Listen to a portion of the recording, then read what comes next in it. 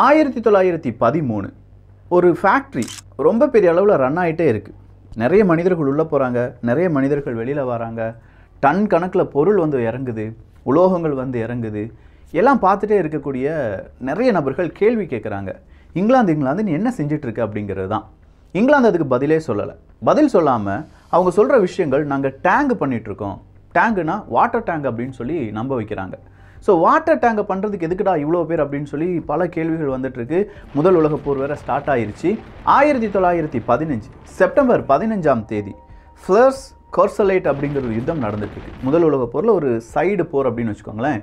இந்த ஃப்ளர்ஸ் கோர்சலைட் அப்படிங்கிற யுத்தத்தில் இங்கிலாந்து புதிய ஒரு ஆயுதத்தை கொண்டு வர போகிறாங்க அப்படிங்கிறது தான் இன்ஃபர்மேஷன்.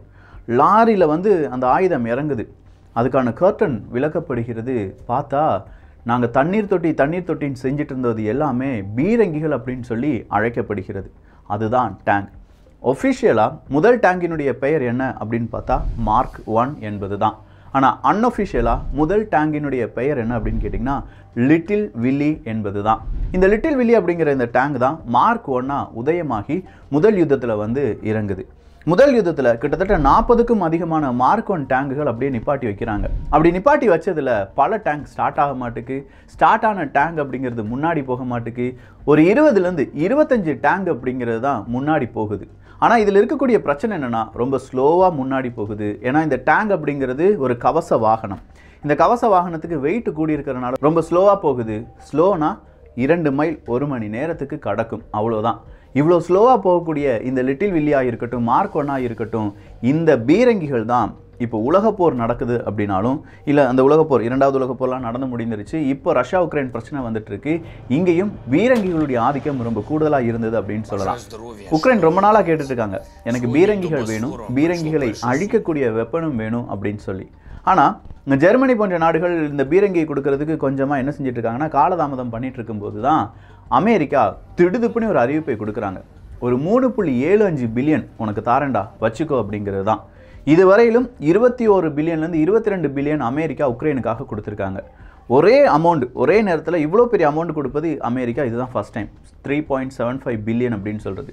இந்த 3.75 பில்லியன் அமெரிக்கா சொன்ன இந்த இராணுவ எய்டில் என்னெல்லாம் இருக்குது அப்படின்னு பார்த்தீங்கன்னா சீஸ்பேரோ இருக்குது, டேங்க் கில்லர் அப்படிங்கிறது இருக்குது. அது என்ன டேங்க் கில்லர்? இந்த டேங்க் கில்லருக்கும் டேங்குக்கும் வித்தியாசம் எப்படி இருக்குன்னு தெரியுமா? பார்க்க ஒரே மாதிரி இருக்கும், ஆனால் ரொம்ப அதிநவீனமான டேங்க் கில்லர் எல்லாமே உக்ரைனுக்கு போக போகுது. அதை பற்றியான கம்ப்ளீட் டீட்டெயில்ஸ் தான் இந்த ஒரு பதிவு. முழுவதுமாக பார்த்துடலாமா?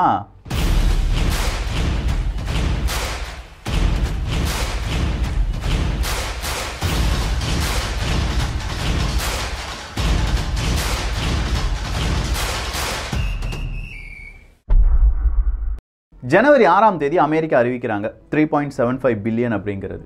அப்போ ரொம்ப நாளாக உக்ரைன் என்ன கேட்டுட்டு இருக்காங்கன்னா, எங்களுக்கு ரொம்ப ஹை எண்டு டேங்க் தாங்க, ஆப்ரஹாம்லாம் தாங்க அப்படின்னு சொல்லி கேட்டுட்டு இருக்காங்க. ஆனால் அமெரிக்கா அதெல்லாம் நான் பைப்லைனில் வச்சுருக்கேன், உனக்கு வேணும்னா நான் தரேன், ஆனால் இப்போதைக்கு தர முடியாது அப்படின்னு சொல்லிட்டு இருக்கும்போது, இல்லை எனக்கு ஃப்ரான்ஸ் வந்து கொஞ்சம் ஆர்மர்டு வெஹிக்கிள் தந்திருக்காங்க, ஜெர்மனி எனக்கு ஆர்மர்டு வெஹிக்கிள் தாரேன்னு சொல்லியிருக்காங்க அப்படின்னு சொல்கிறாங்க. இந்த ஆர்மர்டு வெஹிக்கிள் அப்படிங்கிறது நார்மலாக ஒரு டேங்கு கிடையாது, அது கவச வாகனம் வித் அதில் கொஞ்சம் வெப்பன் இருக்கும். டேங்குக்குன்னு ஸ்பெஷலைஸ்டாக சில ஃபியூச்சர்ஸ் அப்படிங்கிறது இருக்குது. இந்த ஆர்மர்டு வெஹிக்கிள் அப்படின்லாம் இவங்க ஃப்ரான்ஸும் கொடுத்துட்டாங்க, ஜெர்மனி ஒரு 40 கொடுக்க போகுது அப்படின்னு சொன்னோன்னே அமெரிக்கா அறிவிக்கிறாங்க இந்த 3.75 பில்லியன் இராணுவ எய்டில் பிராட்லி இன்ஃபேண்ட்ரி ஃபைட்டிங் வெஹிக்கிளும் இருக்குது அப்படிங்கிறது தான். இந்த பிராட்லி இன்ஃபேண்ட்ரி ஃபைட்டிங் வெஹிக்கிள் அப்படிங்கிறது தான் ஒரு டேங்க் கில்லர் அப்படின்னு சொல்லலாம்.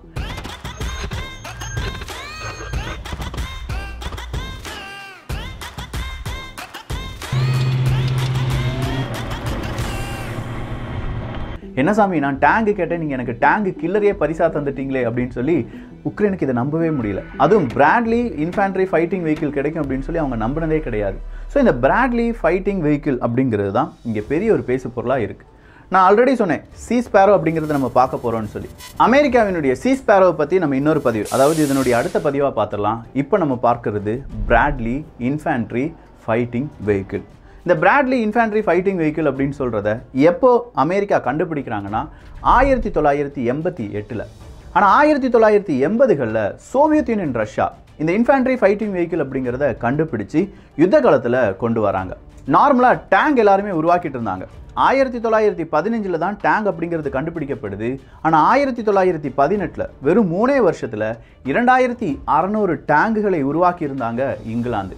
பிரான்ஸ் இந்த மாதிரி டேங்க் அப்படிங்கிறத 1918 3000க்கும் அதிகமான டேங்குகளை உருவாக்கி வச்சுருந்தாங்க. ஆனால் இதில் ரொம்ப பெரிய அளவில் பின்னாடி நின்னது யார் அப்படின்னு பார்த்தா ஜெர்மனி தான்.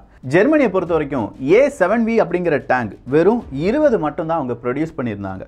பிரான்ஸ் அவங்களுடைய ரெனால்ட் FT லைட் டேங்க் அப்படிங்கிறது தான் 3000 ப்ரொடியூஸ் பண்ணி வச்சுருந்தாங்க. ஸோ இப்படி எல்லாருமே டேங்கை ப்ரொடியூஸ் பண்ணிட்டு இருக்கும்போது ரஷ்யா என்ன நினைக்கிறாங்கன்னா, இந்த டேங்குக்கு எதிராக இன்னொரு வாகனத்தை உருவாக்கணும் அப்படின்னு சொல்லி நினைக்கிறாங்க. ஏன்னா பீரங்கி ஒரு யுத்த காலத்தில் நிற்கும் போது அதை அழிக்கவே முடியாது அப்படின்னு சொல்கிற ஒரு தருணம் இருந்துச்சு. அதுக்கு பிறகு தான் பீரங்கிகளை அழிப்பதற்கான ஆன்டி டேங்க் மிசைல்ஸ் எல்லாமே கண்டுபிடிக்கப்படுது. அதுவும் குறிப்பாக டேங்க் ஒரு காலத்தில் யானைப்படை இருந்துச்சுன்னா அந்த யானையை அழிப்பதற்கு இன்னொரு யானைப்படை கொண்டு வரப்படும். அதே மாதிரி பீரங்கிகளை அழிப்பதற்கு பீரங்கிகள் மட்டும்தான் கொண்டு வரப்பட்ட யுத்த காலம் முடிந்து பீரங்கிகளை விட ரொம்ப சூப்பரான ஒரு வெஹிக்கிளை கொண்டு வரணும் அப்படிங்கிறது தான் இன்ஃபேண்ட்ரி ஃபைட்டிங் வெஹிக்கிள். இந்த இன்ஃபேண்ட்ரி ஃபைட்டிங் வெஹிக்கிள் அப்படிங்கிறது நீங்கள் சோவியத் யூனியன் ரஷ்யா காலத்தை எடுத்து பார்த்தீங்கன்னா BMP BMD அப்படின்னு சொல்லி பல வகையான இன்ஃபேண்ட்ரி ஃபைட்டிங் வெஹிக்கிளை நம்மளால் பார்க்க முடியும். ஸோ 1980s ரஷ்யா இப்படி பீரங்கிகளை அழிக்கக்கூடிய வெப்பனை கண்டுபிடிச்சிட்டாங்க, இல்லாட்டி ஒரு பெரிய வெஹிக்கிளை கண்டுபிடிச்சிட்டாங்க, இது அங்கே இருக்கக்கூடிய எல்லா பீரங்கிகளையுமே அழிக்குது அப்படின்னு சொன்னோன்னே இவங்களும் ரிசர்ச் அண்ட் டெவலப்மெண்ட்டுக்கு போய் 1988 M2A2 அப்படிங்கிற இன்ஃபேண்ட்ரி ஃபைட்டிங் வெஹிக்கிளை உருவாக்குறாங்க. இந்த M2A2 அப்படிங்கிற இந்த இன்ஃபேண்ட்ரி ஃபைட்டிங் வெஹிக்கிள் தான் அமெரிக்காவினுடைய ஃபர்ஸ்ட் ஃபைட்டிங் வெஹிக்கிள் அப்படின்னு சொல்லலாம். இதன் பிறகு ஒவ்வொரு காலகட்டத்துக்கும் தேவையான பலவிதமான இன்ஃபேண்ட்ரி ஃபைட்டிங் வெஹிக்கிள் அப்படிங்கிறது இங்கே உருவாக்கப்படுது. அதில் மிக முக்கியமான ஒன்று தான் இந்த பிராட்லி. இந்த பிராட்லி அப்படிங்கிற பெயர் 2வது உலகப் போரில் அமெரிக்காவினுடைய படையை யார் வழி நடத்தினாங்களோ அந்த கமாண்டர் ஆஃபீஸினுடைய பெயர். ஸோ ஒரு உலகப்போரை வழிநடத்திய ஒரு கமாண்டரனுடைய பெயர் இந்த இன்ஃபேண்ட்ரி ஃபைட்டிங் வெஹிக்கிளுக்கு கொடுக்கப்பட்டிருக்கிறது என்றால் இது எவ்வளோ பெரிய முக்கியம் வாய்ந்த ஒரு வெஹிக்கிள் அப்படிங்கிறத புரிஞ்சுக்கோங்க. இதை தான் இப்போ யாருக்கு கொடுக்க போகிறாங்க? உக்ரைனுக்கு கொடுக்க போகிறாங்க. பொதுவாக ஒரு டேங்க் அப்படிங்கிறது ரொம்ப ஸ்லோ மூவ் ஆகும் அப்படிங்கிறது நமக்கு தெரியும். ஆனால் இப்போ உருவாக்கக்கூடிய டேங்க்ஸ் எல்லாமே லைட் டேங்க்லாம் வந்துருச்சு, ரொம்ப ஃபாஸ்ட்டாக மூவ் ஆகும். இந்த இன்ஃபேண்ட்ரி ஃபைட்டிங் வெஹிக்கிள் அப்படின்னு சொல்லக்கூடிய பிராட்லி ரொம்ப ஃபாஸ்ட்டாக மூவ் ஆகும். அதே நேரத்தில் எப்படி வேணாலும் திரும்பி போகும். ஹை மேனுவர் அப்படிங்கிறது அதுக்கு இருக்குது. இந்த மேனுவரிங் அப்படிங்கிறது இல்லாமல் தான் பல டேங்குகளும் சில இடங்களில் ஸ்ட்ரக் ஆகிரும்.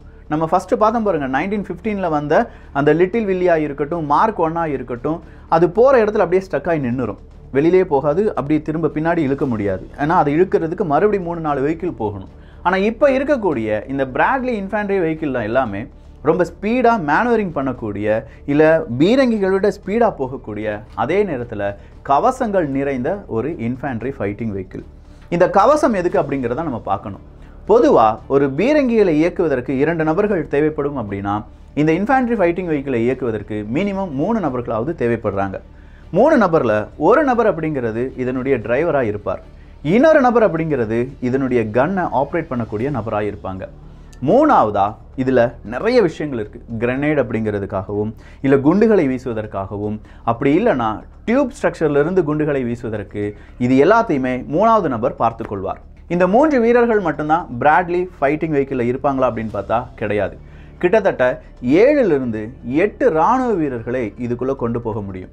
அதாவது ஒரு யுத்தம் நடந்துட்டு இருக்கு, அந்த யுத்தத்தில் வீரர்களுக்கு எந்த காயமும் இல்லாமல் யுத்தத்துக்கு அப்படியே நடுவில் கொண்டு நிப்பாட்டணும் அப்படின்னா இந்த பிராட்லி ஃபைட்டிங் வெஹிக்கிளால் முடியும். ஸோ இதனாலையும் இந்த பிராட்லி இன்ஃபேண்ட்ரி ஃபைட்டிங் வெஹிக்கிளால் யுத்தத்தை மாற்றக்கூடிய ஒரு திறமை இருக்குது அப்படின்னு சொல்லி நம்பப்படுது.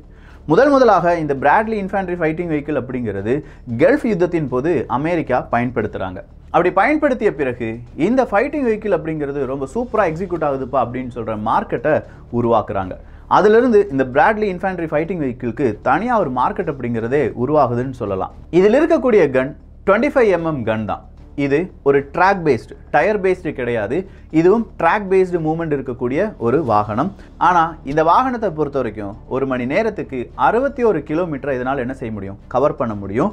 ஒரே ஸ்ட்ரெச்சில் 500 கிலோமீட்டர் வரை இந்த ஒரு வாகனத்தால் பயணிக்க முடியும். இதில் 7 நபர்கள் இருக்கலாம் அப்படின்னு சொன்னேன். ஆனால் இதில் இன்னும் பல அட்வான்ஸ்டான டெக்னாலஜி எல்லாமே கொடுத்துருக்காங்க. இந்த அட்வான்ஸ் டெக்னாலஜியில் TOW அப்படிங்கிற மிசைல்ஸும் ரொம்ப முக்கியமான ஒரு விஷயம். TOW மிசைல்ஸ் அப்படின்னு சொல்கிறது tube launched optically tracked wired guided missiles தான். ஸோ இந்த TOW மிசைல்ஸ் அப்படிங்கிறதும் எங்கே இருக்கும்?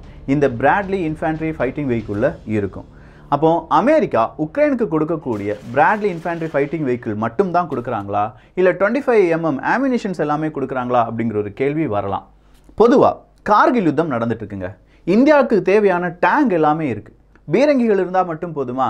பீரங்கிகளுக்கு இல்லாட்டி பீரங்கிகளுக்காக பயன்படக்கூடிய குண்டுகள் நம்மகிட்ட இல்லாமல் போயிடுச்சு. ஸோ அப்படி ஒரு இக்கட்டான நிலைமையில தான் இஸ்ரேல் நமக்கு வேறொரு நாடு வழியாக ரகசிய டீல்லாம் போட்டு பீரங்கிகளுடைய குண்டுகளை கப்பல் வழியாகலாம் இந்தியாவுக்குள்ளே அனுப்பி வச்சாங்க. இது நம்முடைய ஒரு வரலாறு. இங்கேயும் இப்போ அமெரிக்கா என்ன செய்ய போகிறாங்கன்னா, பிராட்லி இன்ஃபேண்ட்ரி ஃபைட்டிங் வெஹிக்கிளுக்கு தேவையான TOW அப்படிங்கிற மிசைல்ஸ் மட்டுமே கிட்டத்தட்ட 500 TOW மிசைல்ஸும் அதே மாதிரி 25mm அந்த ஆமினேஷன் அந்த குண்டுகள் அப்படிங்கிறது ஒரு 2,50,000 ரவுண்ட்ஸுக்கு தேவையான அந்த ஆமினேஷன்ஸும் யாருக்கு தரப்போகிறாங்க? உக்ரைனுக்கு கொடுக்க போகிறாங்க. ஸோ உக்ரைன் ஹாப்பியா அப்படின்னு கேட்டால் உக்ரைன் ஹாப்பி தான். ஆனால் இந்த ஷிப்பிங் எல்லாமே இப்போ கடல் வழியாகத்தான் நடக்க போகுது. ஸோ கடல் வழியாக நடக்க போகிற இந்த ஷிப்பிங் உக்ரைனை போய் ரீச் ஆகிறதுக்கு இன்னும் 3 வாரங்கள் இல்லாட்டி 4 வாரங்களுக்கு மேலே ஆகலாம். ஏன்னா இங்கேருந்து எல்லாத்தையும் பார்சல் பண்ணி அங்கே அனுப்பணும், அதை அங்கே போய் அன்பேக்கிங் பண்ணணும், அதை எடுத்துகிட்டு வரணும், யுத்த காலத்துக்கு கொண்டு வரணும், இப்படின்னு சொல்லி 3லேருந்து 4 வாரங்கள் ஆகலாம் அப்படின்னு சொல்லியிருக்காங்க. நார்மலாக அங்கே இருக்கக்கூடிய உக்ரைனுடைய ராணுவ வீரர்களுக்கு இந்த பிராட்லி இன்ஃபேண்ட்ரி ஃபைட்டிங் வெஹிக்கிளை பயன்படுத்த தெரியுமா என்று கேட்டால் இல்லை. அதற்கான ட்ரைனிங்கையும் நாங்கள் பேரலாக கொடுத்துருவோம் அப்படின்னு சொல்லி யார் சொல்லியிருக்காங்க? அமெரிக்கா சொல்லியிருக்காங்க. இதே மாதிரி நிறைய ஆர்ம்டு வெஹிக்கிள் இல்லாட்டி ஆர்ம்டு ஃபைட்டிங் வெஹிக்கிள் அப்படிங்கிறது எல்லாம் பல நாடுகளும் கொடுத்துட்டு இருந்தாலும் இந்த பிராட்லி அப்படிங்கிறது one of the most important fighting vehicle அப்படிங்கிறதுல மாற்று கருத்தே கிடையாது. ஸோ ஃப்ரான்ஸ் கொடுத்துருக்கிற ஃபைட்டிங் வெஹிக்கிள் இல்லாட்டி ஆர்மர்டு வெஹிக்கிளாக இருக்கட்டும், ஜெர்மனி கொடுத்துருக்கிற ஆர்மர்டு வெஹிக்கிளாக இருக்கட்டும், இப்போ அமெரிக்காவினுடைய இந்த பிராட்லி அப்படிங்கிறது உக்ரைனுடைய பலத்தை அதிகரிக்க போகிறது. அதே மாதிரி உக்ரைனுக்கு சீஸ்பேரோ அப்படிங்கிற மிசைலையும் யார் கொடுக்க போகிறாங்க? அமெரிக்கா கொடுக்க போகிறாங்க. ரொம்ப மாதங்களா உக்ரைன் கேட்டுட்டு இருந்தது தான் இந்த சீஸ்பேரோ மிசைல்ஸ். ஸோ சீஸ்பேரோ மிசைல்ஸ் அப்படிங்கிறது என்ன? அது ஏன் உக்ரைனுக்கு தேவை? உக்ரைனுக்கு மட்டும் இது தேவையா? இல்லை ரஷ்யா இதுக்கு கவுண்டர் அட்டாக் கொடுக்கறதுக்கு வேறு ஏதாவது வச்சுருக்காங்களா? இன்னும் பல விஷயங்கள், தெரியாத வரலாறு, புரியாத புதிர்கள் எல்லாத்தையுமே புரிய வைக்க போகிறோம். ஸோ நீங்கள் செய்ய வேண்டியது எல்லாமே சப்போர்ட்டு தான். உங்கள் லவ் அண்ட் சப்போர்ட் யூகம் அப்படிங்கிற நம்ம சேனலுக்கு நீங்கள் கொடுக்குற சப்போர்ட் சூப்பராக இருக்குது. ஸோ இந்த ஒரு காணொலி ரொம்ப ரொம்ப டீட்டெயிலாக எடுத்திருக்கேன். அதுக்கு நீங்கள் பாராட்டணும் அப்படின்னு நினச்சிங்கன்னா கண்டிப்பாக ஒரு லைக், ஒரு கமெண்ட் மட்டும் போதும். உங்களுடைய பாராட்டுக்கள் எனக்கு சந்தோஷத்தை தரும். அதே நேரத்தில் இதே மாதிரி இன்டெப்த்தான விஷயங்களை சொல்லித்தர வேண்டும் அப்படிங்கிற அந்த ஆசையும் அதிகரிக்கும் அப்படின்னு சொல்கிறதுல எனக்கு எந்த வெட்கமும் கிடையாது. ஸோ நீங்கள் உங்களுடைய பாராட்டை தருவீங்க அப்படிங்கிற நம்பிக்கையுடன் அடுத்த ஒரு பதிவை பதிவு செய்ய போகிறேன். ஸோ இந்த பதிவை பற்றி உங்களுடைய கருத்துக்கள் இங்கே வரவேற்கப்படுகின்றன. எல்லோரும் வியூகத்தில், தமிழ் வியூகத்தில் இணைந்திருங்கள். நம்ம ஃபேஸ்புக் பேஜ் இருக்குது, அதையும் ஃபாலோ பண்ணிக்கோங்க. நல்லதை பகிர்ந்து நல்ல சமுதாயத்தை உருவாக்குவோம். நன்றி, வணக்கம்.